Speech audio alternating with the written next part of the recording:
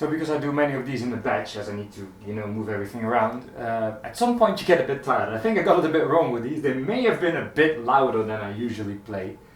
Sorry neighbors. This one was a bit rattly at some point, but didn't really sound broken, just sounded like it was a bit too loud.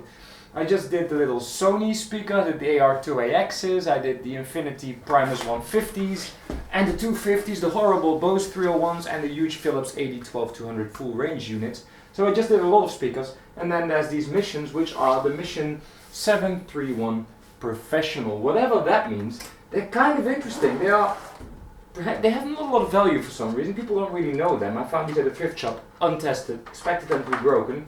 They are not, and I think they are just as good, if not better, than the 760. They have a little less low end, because they're a little less deep as well. But they also sound a little less exhausting. They're not trying too hard, if you know what I mean. Kind of interesting case design, plastic back, which is fine if you make it rigid enough. It's very rigid. I see some shadows there, maybe the mail coming, not sure. And they added these for rigidity.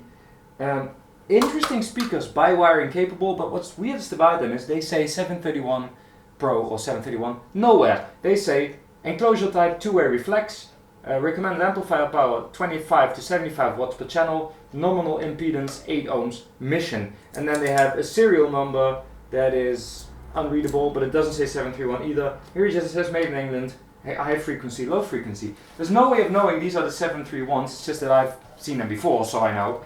But yeah, nice little soft dome tweeter, nice little woofer with a rubber surround. You got your bass port, which has some splitter divider thing in it. I'm not sure what that's for, but they sound good. They sound like actually good. They have really nice transparent low ends, good pronounced mids, transparent high ends, good pronounced mids, and really solid low end that is quite loose, especially for a small cabinet. Doesn't go very deep, but what is there is really good, and that's actually nice to hear after these, which are a lot bigger. I'm not sure if I can compare them easily, but like depth-wise, they're, this is gonna go wrong, isn't it? Let's try this. Depth-wise, they are almost twice, well, like 40% deeper. They're about the same height. But it's a much bigger cabinet, and these just sound like small little boxes, and the Missions actually sound pretty serious.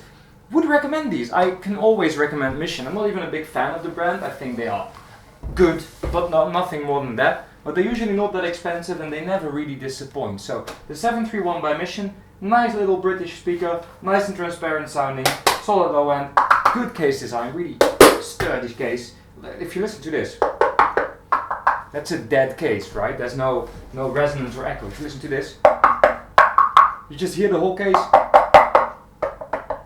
You know, it's the difference of hitting a concrete wall or a particle board or whatever. It's just resonating and singing, which is also what surprised me about the big ones. I didn't mention them. The Primus 250, which sounded a lot better, even though it's the same sort of shitty case design. So it's weird how that works. But yeah, 761s. Tweeter goes at the bottom.